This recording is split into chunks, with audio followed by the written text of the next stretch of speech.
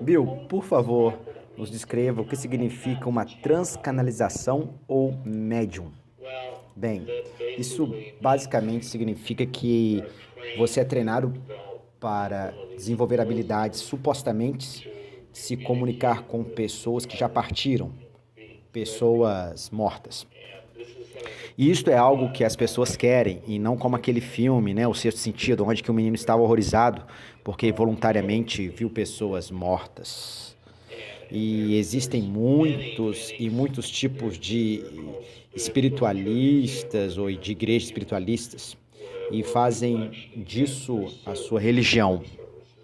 As pessoas vão para essas supostas igrejas, cantam alguns hinos e então o médium, que normalmente é o ministro daquela suposta igreja, ele ou ele tem um espírito guia que virá e será um gênero de mestre de cerimônias. E esse espírito de guia dirá: o velho tio Harry está aqui e quer falar com a sua sobrinha. Ou que a avó Rose Francel está aqui e quer falar com o seu neto. Então a troca de papéis, supostamente essas diferentes personalidades encarnam e falam. E usualmente há diferença de tipo de vozes e sons. E por vezes compartilham algo que normalmente somente o defunto poderia saber. E é essencialmente a base da religião espiritualista. Bem, eu tenho mais uma coisa a dizer, sem querer interromper. Quando entras no campo da transcanalização, que é a nova designação da nova era para a mediunidade, se tem um tipo de nova dimensão de elegância, se posso dizê-lo, onde, ao invés de somente ter a comunicação com o morto normal, que poucos conhecem, tens, por outro lado, alguém grande e espantoso ser do passado, onde o maior exemplo é Jane Z.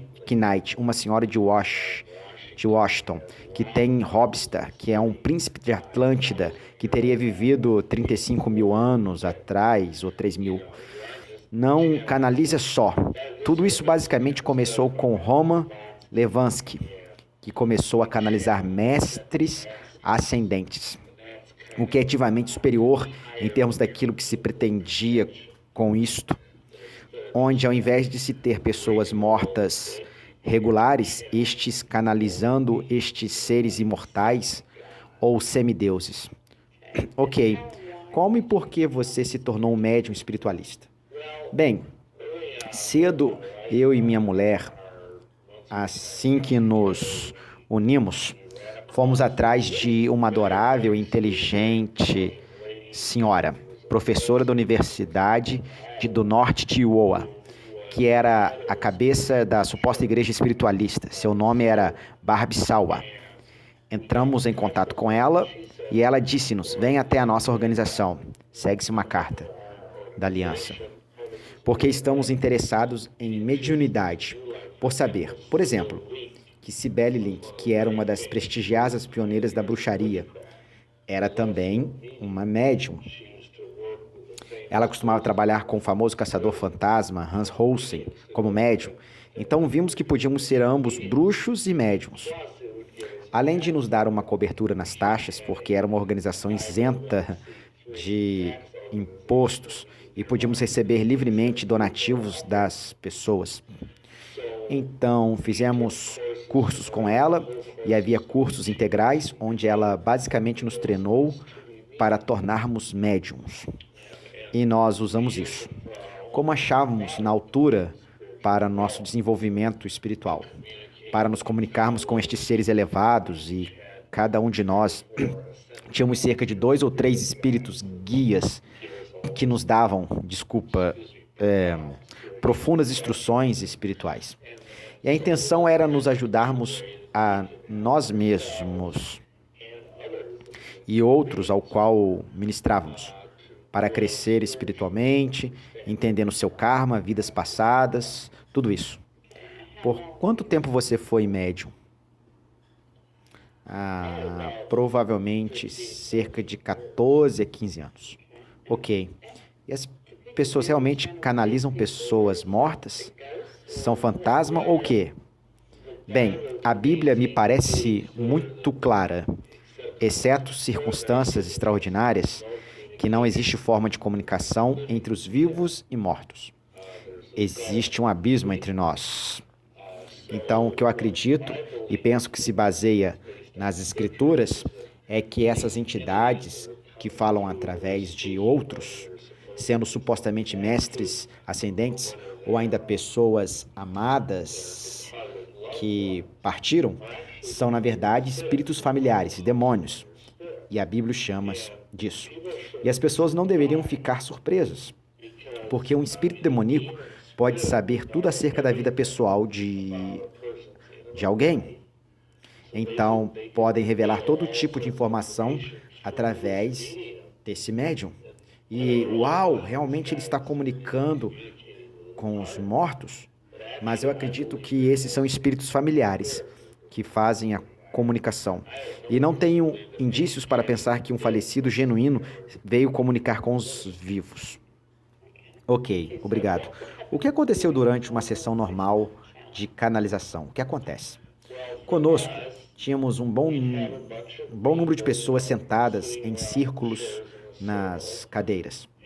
Começávamos, surpreendentemente, cantando belos corinhos antigos protestantes, como The World Cross, Velha Cruz, Walking the Garden, Caminhando no Jardim, e Amazing Grace, ou seja, Maravilhosa Graça, para elevar o ambiente.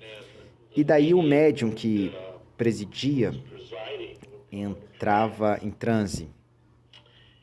Isso envolvia basicamente muitas respirações profundas, pois éramos treinados para respirar no espírito, como se faz no yama do yoga, para deixar ele ou ela sentir o seu corpo místico ou cósmico. E tem-se aqui um pequeno pedaço de ti, qual chamamos de coroa charca, ou chakra.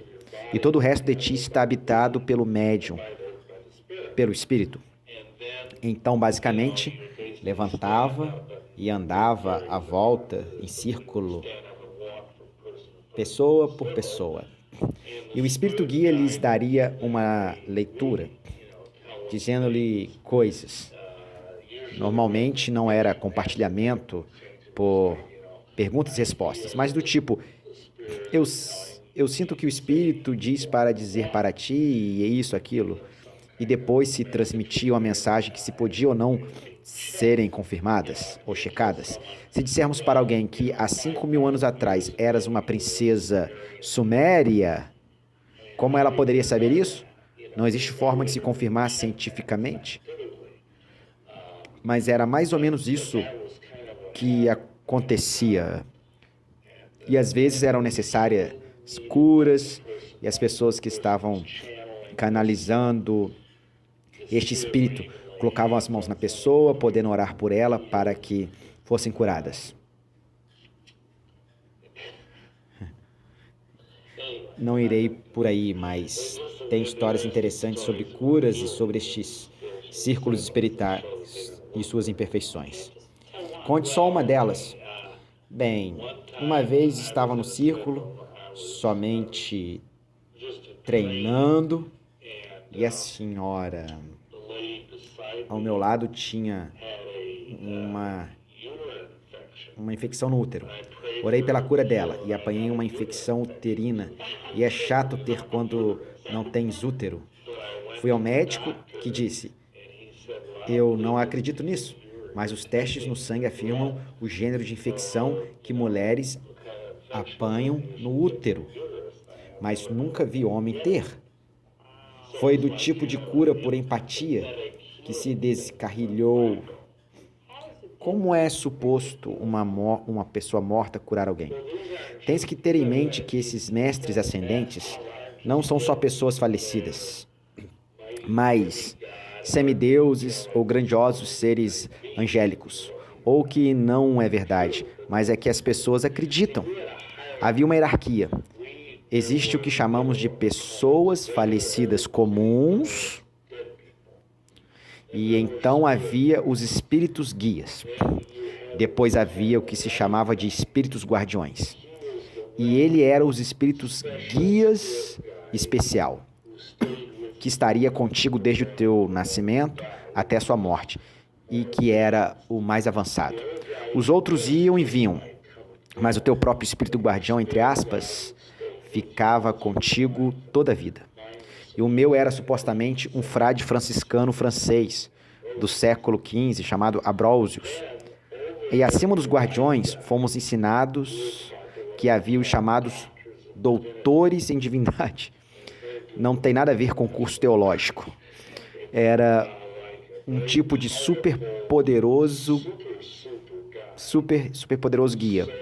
Tão espantoso que raramente possuiria teu corpo, dominando, o que é uma ótima coisa. Porque, por exemplo, uma noite teve um que me apossou e fiquei com a metade do cabelo branco, só numa noite. Só para ficares com uma ideia. Porque ele suga toda a força vital de você. E foi-me dito posteriormente por outro espírito guia que só por esse doutor em divindade ter me apossado, penso que por 20 minutos ele tirou-me 5 anos de minha vida, as quais eu não recebi de volta.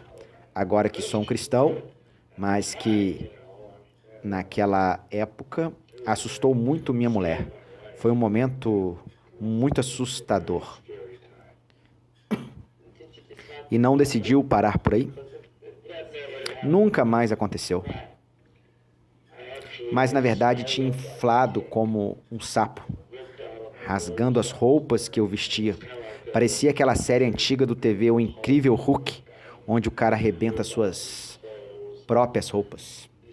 Ela não tinha o que estava acontecendo, porque estava somente ajudando-me naquilo. Ela não sabia. Essa é daquelas coisas que eles não te ensinam na escola, mas você vai saber lidar com isso. Ela pensou por momentos que iria morrer ali. Foi realmente assustador, estou certo.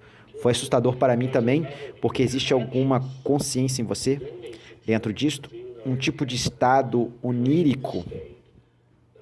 E sabia que o meu coração estava bum, bum, bum, bum, bum, batendo velozmente. Era como estar tendo um ataque apoplético, mas era só esse grande doutor em divindade. E não se tem a noção do que algo poderoso o suficiente para possuir um corpo e fazer isso, não? Mas, de novo, isso ilustra como aquilo era realmente demônios. E não sabíamos o que era. Os demônios são bobos como uma porta. Eles não sabem o que fazem. Eles só fazem o que os maiorais lhes dizem. O que é exatamente um demônio? Essa é uma questão controversa, mas um demônio é um ser de baixo nível espiritual, baixo na cadeia alimentar espiritual dos seres humanos. Algumas pessoas acreditam erroneamente que são anjos caídos, o que não são. Anjos caídos estão num plano mais elevado no mundo espiritual.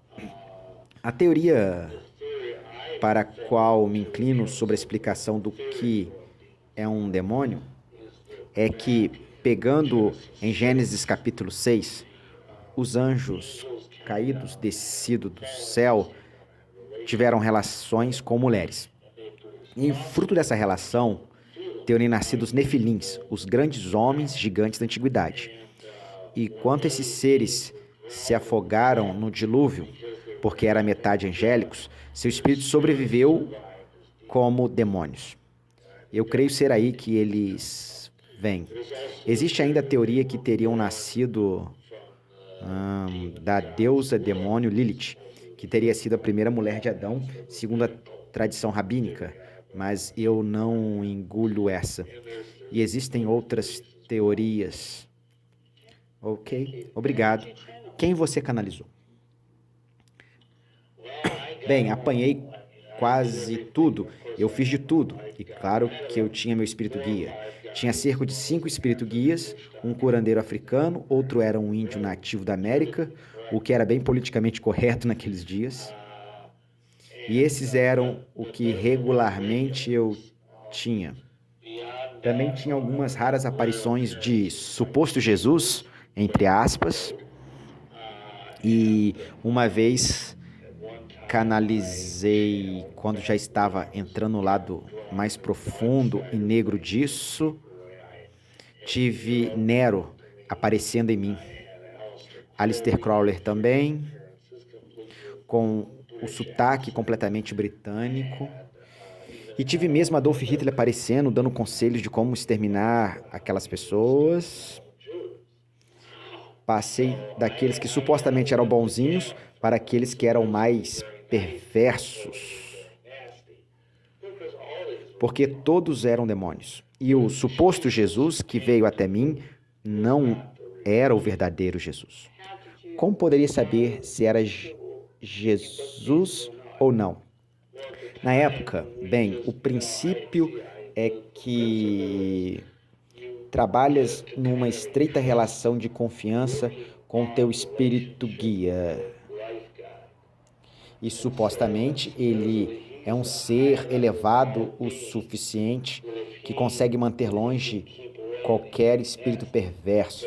Mas mesmo assim, qualquer espírito que venha, que fale ou desça em ti, tens que dizer: és um espírito de luz? Ah, sim, estou do lado da luz, sou um ser luciferiano, qualquer coisa. E assim que supostamente se detecta estas entidades. Mas em teoria, o espírito guia o detectaria e diria: aqui está Jesus, entre aspas. É o Mestre Jesus e ele quer falar com você. E então o suposto Jesus apareceria e iríamos em frente. Tenho entendimento de um problema em se aprender com espírito guias é que eles não teriam tanta experiência de vida como nós temos. Poderia um monge do século XV te dizer como viver no século XX? Bem, sim. É que, exceto em teoria, concordo contigo na prática, mas na teoria eles dizem que estes seres são elevados e têm acesso a todos os dados, podendo ver o passado, o presente, o futuro. Mas você sabe o que é curioso? É que, normalmente, eu e minha mulher fazíamos leituras psíquicas quase diariamente, privativamente, entre nós dois. E fazíamos perguntas importantes, como as decisões da vida que estávamos tomando. Era como tentar fazer a leitura do I Ching. Não sei se usou o I Ching com todas estas futuras obscuras respostas nos bolos da sorte. É como que perguntasse: devo aceitar este trabalho neste tal lugar? E a resposta fosse do tipo: o homem superior atravessa o rio e recolhe feijão com arroz. Metade das vezes esses guias nos davam esse tipo de respostas obscuras e estranhas. E eu penso que isso se deve porque os demônios não sabem o futuro. Somente Deus sabe o futuro. Só Ele sabe o princípio e o fim. Então nós recebemos todo esse tipo de resposta subjetiva e figurativa, que fazia-nos fim coçar as cabeças e dizer: o que isso significa realmente? E voltando um pouco, era por isso que ler as obras desses grandes transcanalizadores, como Blavatsky ou Elizabeth Clary, Profeta, Jai Ignite, entre outros. Era como ler tipo de pudim intelectual. É como se tentar pregar algo gelatinoso na parede e tirar algum conceito daquilo. E penso que era mesmo intencional, como se fosse a versão, como se fosse a versão intelectual de uma vigarice, onde a tua mente fica confusa porque não consegue lidar com todas aquelas coisas vagas e sem sentido. Mestres ancianados estão se tornando muito popular. O que teria para essas pessoas que gostam de falar com Jesus? João Batista, etc. Ó, eu só lhes digo que existe uma passagem em Isaías capítulo 8, no Velho Testamento. Se vos disserem, ide e consultem os espíritos adivinhadores, os que churiam entre os dentes, a instrução e o testemunho. Se eles não falarem de acordo com esta palavra, certamente não existe luz neles. O que isso significa? A instrução certamente é o Torá, o Velho Testamento. O testemunho é o testemunho de Yeshua, Jesus Cristo. Então, se estes seres aparecem e tendes meditar o que eles dizem com as Escrituras, porque a regra é, as revelações antigas julgam as revelações posteriores. Em Malaquias 3:6, Deus fala, porque eu, Senhor, não mudo. Então o Senhor não iria dizer uma coisa há 5.000 anos atrás e depois dizer algo oposto no século 20 ou 21. Então o que eu digo a qualquer pessoa que supostamente diz estar comunicando com mestres ascendentes, tipo Jesus, Moisés, seja quem for, é se aquilo que eles falam está de acordo com a Bíblia. Porque se não está, dê a descarga. É simples assim. Essa é a conclusão que chegamos. Pois a Bíblia é uma fonte objetiva de verdade, sobre a qual podemos medir coisas. Porque, de outra forma, estaremos à deriva, em subjetividade, não tendo maneira de saber. Como se alguém viesse a ti e dissesse, existe 4 deuses. Existe o Moio, o Lério, o Curi e o Curi-Joy. E são a deidade suprema, o Tentradade do universo.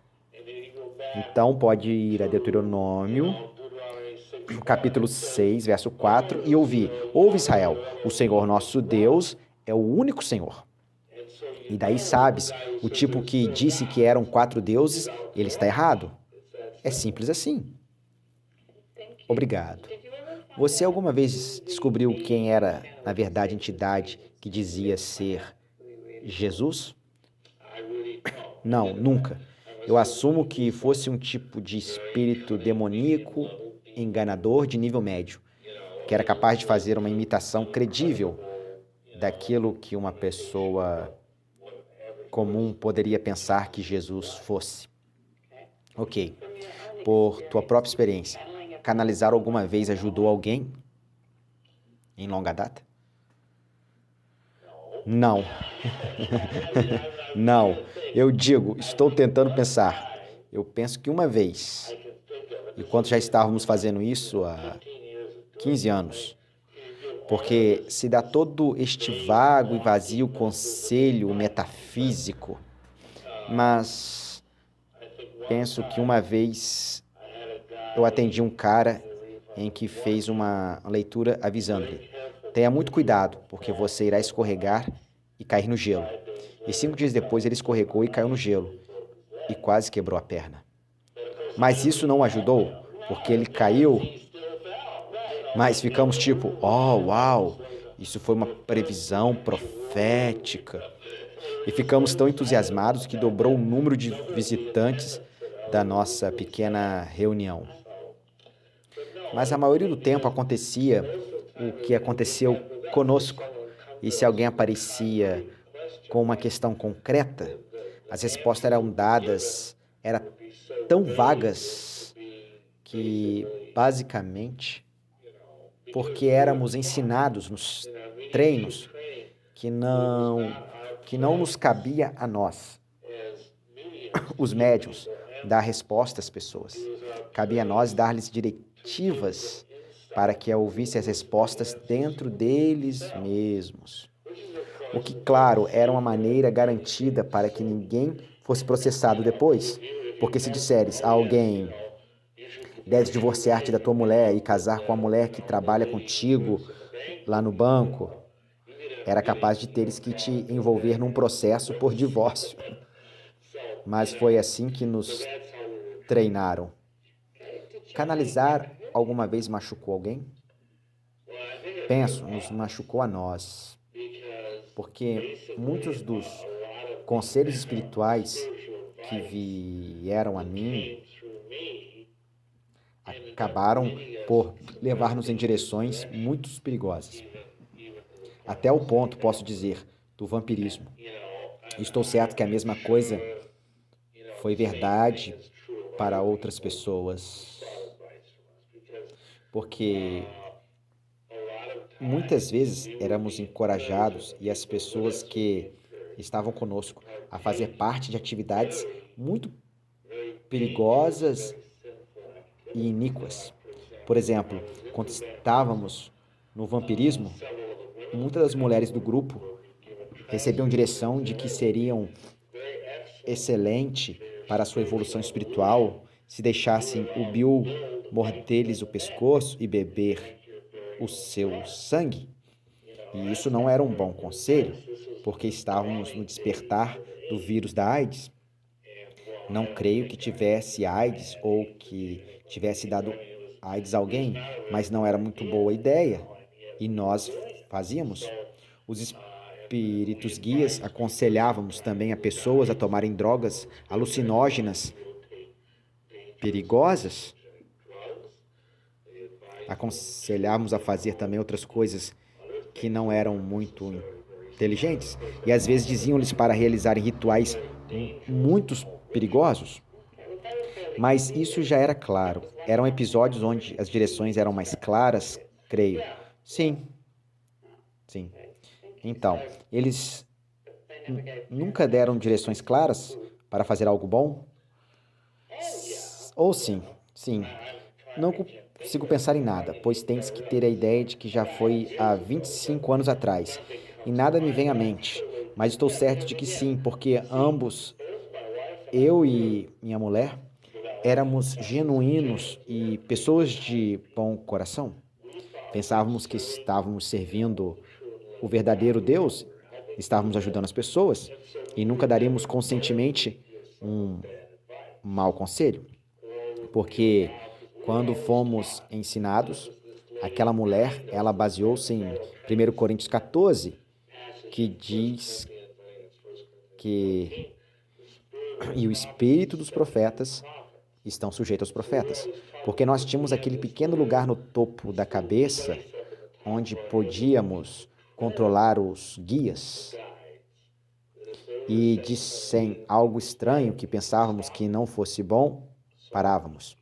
Então, que comentário daria às pessoas que canalizavam ou vão a canalizar? Eu diria que é uma coisa muito perigosa, porque tu não sabes com quem estás lidando. E a Bíblia diz claramente e em inúmeras ocasiões que você não deve falar com os mortos, que não devemos ir a médiuns, feiticeiros, ou seja, qual o termo que você quiser usar. Porque o termo canalizadores não está na Bíblia, porque é um novo termo da nova era, mas é perigoso. E se é um médium ou canalizador, você está convidando para entrar no teu corpo entidades que não têm ideia do que sejam, e você não sabe que a pessoa vai se tratar. É só dizer, está na luz, é tão efetivo como um detetor de metais na porta de um local. Obrigado. O que ajuda nos espíritos guias? O quê? Os espíritos guias. O que eles ajudam? Com a ajuda? Isso. Eles te ajudaram? Sim. Tanto quanto um detector de metais na porta de um submarino. Não deveria dizer isso, mas um relógio estragado funciona 2 vezes por dia. Uma vez ou outra, eles davam bons conselhos. Mas num topo de vista geral, olhando para trás, eu diria que seriam cerca 75% das coisas sem sentido e 25% de bom aconselhamento. No teu livro, você diz que os espíritos guias gentilmente te encaminharam para a igreja de Satã. Eles realmente te falaram disso? Ah, sim. O que aconteceu é que ouves uma palavra na tua mente. Não é audível, mas há médiuns que têm o que eles chamam de espírito trombeta. é uma coisa antiga que não acho que acontece mais muitas vezes, onde o médium tem como um megafone que espalha o som em volta da sala de sessão, através da qual a alma penada irá falar e dizer coisas. A esses se chamam de médiums trombeta, que era muito perigoso. E às vezes havia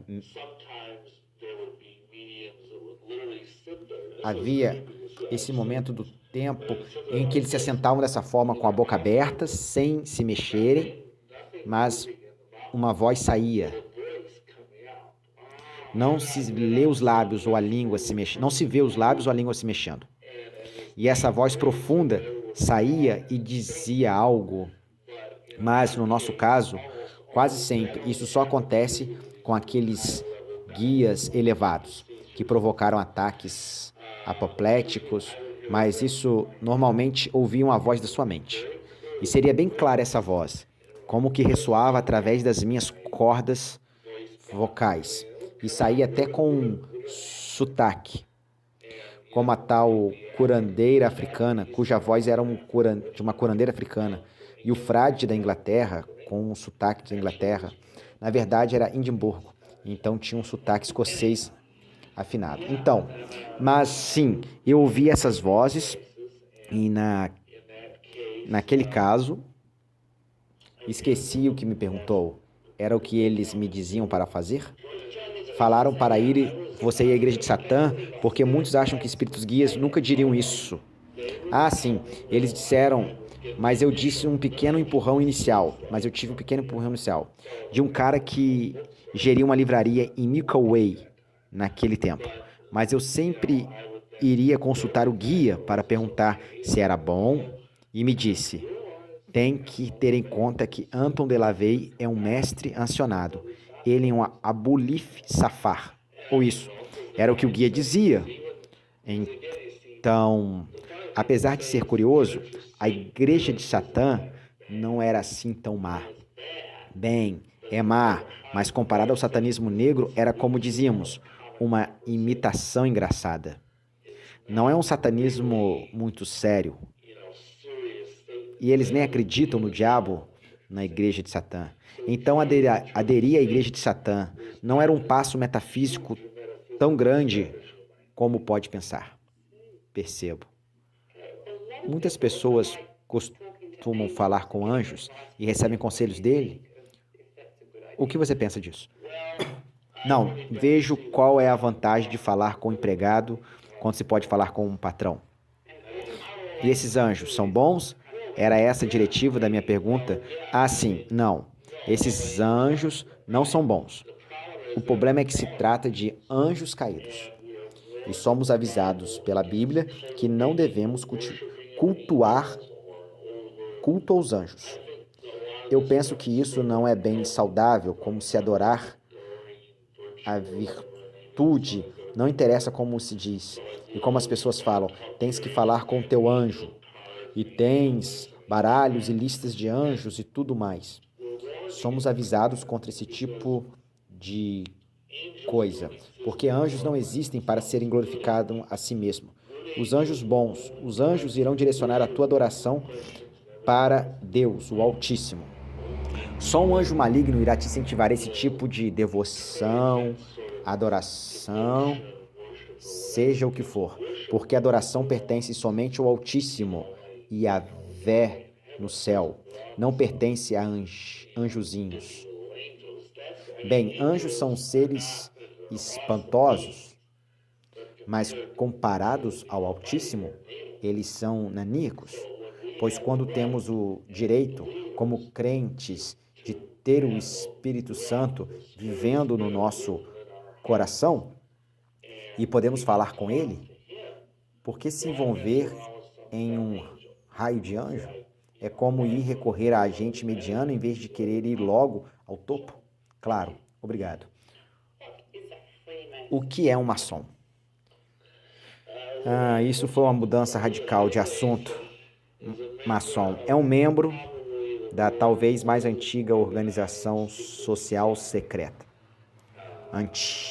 Antigo para os maçons que foram aceitos e antigo para os que estão dentro. Eles têm estado entre nós, basicamente, desde os princípios do século XVIII, e hoje em dia deve haver cerca de 2,5 milhões de maçons, mas estão diminuindo muito, graças a Deus. Hoje a idade média de um maçom neste país é de cerca de 70 anos. E estão ganhando muitos novos membros. E não estão ganhando muitos novos membros. E claro, estão morrendo e esse tipo de coisa. A membresia está minguando e eu não sei o que está sucumbindo com eles. E a membresia do sacerdócio católico ou a dos maçons.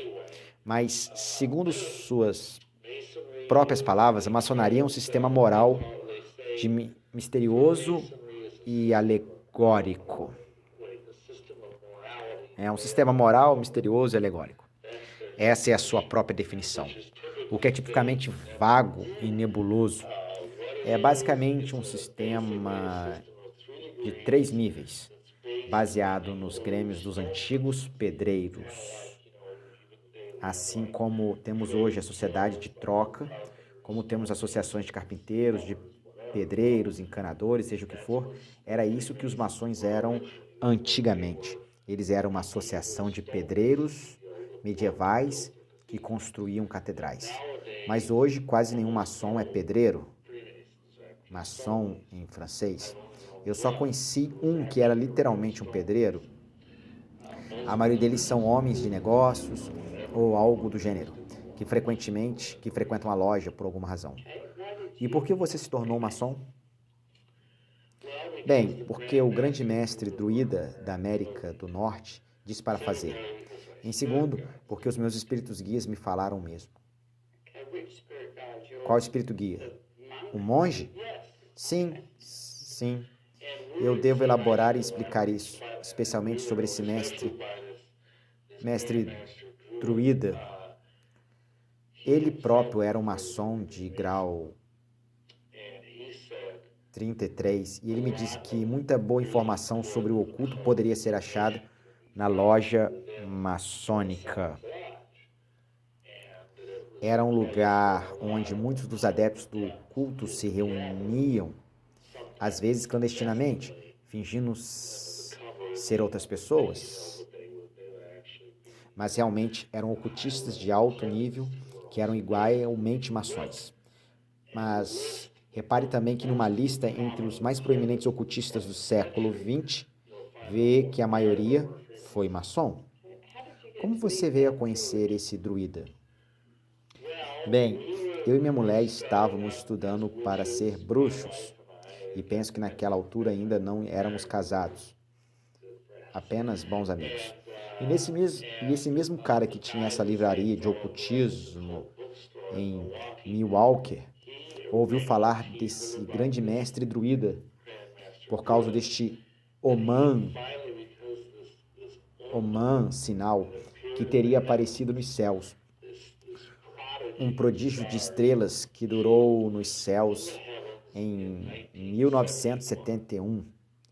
Foi-lhe dito que era a era de Aquários, estava despertando.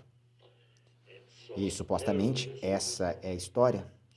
Era o tempo de ele descer das montanhas de Arkansas, onde ele e a família tinham estado a praticar o druidismo no país há mais de 200 anos, como imigrantes escoceses, e a ensinar a ciência do druidismo para as massas.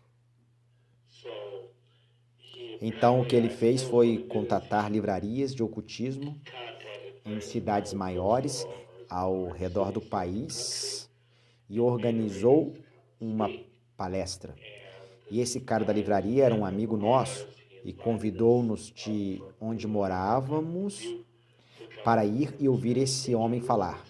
E ele era extremamente impressionante. E de maneira particular, muito poderosa, e assim foi como começamos o relacionamento. Mas eventualmente ele acabou de uma maneira ou de outra convencendo-nos para ir para Arkansas, nas montanhas e estudar pessoalmente com ele por 3 ou 4 meses. E assim fizemos. Nos tornamos sumos sacerdotes druidas e foi durante esse período. Ele não disse para todos nós o que aconteceu, que precisávamos tornar-nos maçons, mas ele disse aos que estavam por entre os sumos sacerdotes de sua organização que isso seria uma coisa boa a fazer. E por quanto tempo você foi maçom? 9 anos. E quão alto você chegou nisso? Bem, eu passei pelos típicos graus azuis. Passei pelo rito de Orc até o 9º templo de comando. Entrei no rito escocês até o grau 32. Então, naquela época, tinha sido considerado digno para entrar no que se chamava maçonaria esotérica, que muitos maçons na América nem sequer sabem que existem. E nessa organização fui admitido no rito de Memphis Misraim e subi até o grau 90, que muitos maçons nem sequer ouviram falar, pois são doutrinados falsamente. Mas existem pelo menos 97 graus no mais alto grau, o rito esotérico. Por tua própria experiência, ouviu falar de 360 graus com Satanás no topo? Sabe se é verdade? Sim, mas eu não faço ideia se isso é verdade ou não. Ouvi isso também, mas por informação minha, eu só posso dizer que são 90. Certo, mas você ficou surpreendido quando soube que haviam mais do que 33 graus? Não, não muito. Ouve como isso funciona. Enquanto eu passava pelos rituais maçônicos, tinha espírito guias sussurrando coisas em meus ouvidos, dizendo-me para fazer coisas, dizendo para responder certas coisas de certa maneira, porque fui fazendo isso. Fui identificado pela liderança da grande loja do estado de Wisconsin como alguém extraordinário. E os espíritos guias me apontavam essas coisas e sabia, mesmo sem ainda ter sido interrogado, que havia o rito de Memphis Misraim, porque os espíritos guias já tinham me falado. E essa foi uma das vias porque eu fui contatado pelos Illuminatis, porque os espíritos guias me tinham dado senhas chaves para dizer coisas chaves, para fazer coisas chaves, até gestos para fazer e coisas como essas para me identificar como alguém que seria digno de mais luz. Por isso é que eles prometeram com todos os graus da maçonaria. Eles dizem: vais ter mais luz, vai ter mais luz, vai ter ainda mais luz. E claro, de onde vem essa luz? Bem, se você ler os escritos dos líderes maçônicos, ela vem de Lúcifer. E quantos maçons sabem disso? Talvez 1 em 1000. O resto são só aderentes. Estão lá para serem sugados espiritualmente, serem espiritualmente vampirizados, sugados financeiramente, porque a maçonaria tira muito dinheiro de você, mas a maioria deles não fazem ideia. Se não, se subirem no topo das escadas para ler os livros que estão lá na sua própria livraria, como eu fiz. Por exemplo, Meli Perhal, que é um dos mais honrados maçons do século XX, escreveu um livro cujo esqueci o nome totalmente agora, mas esse livro, desculpa, eu não consigo mesmo lembrar do nome. Ele fez essa referência. Quando um mestre maçom se ergue a ponto de ver um guerreiro por entre ele, as raízes energéticas de Satã são sua para o comandar. As chaves perdidas da maçonaria. Esse é o nome do livro, desculpe. Eu tive um momento senil ali. O que alguém deve fazer para se tornar um maçom na primeira série de graus? É como a frase daqueles autocolantes de carro.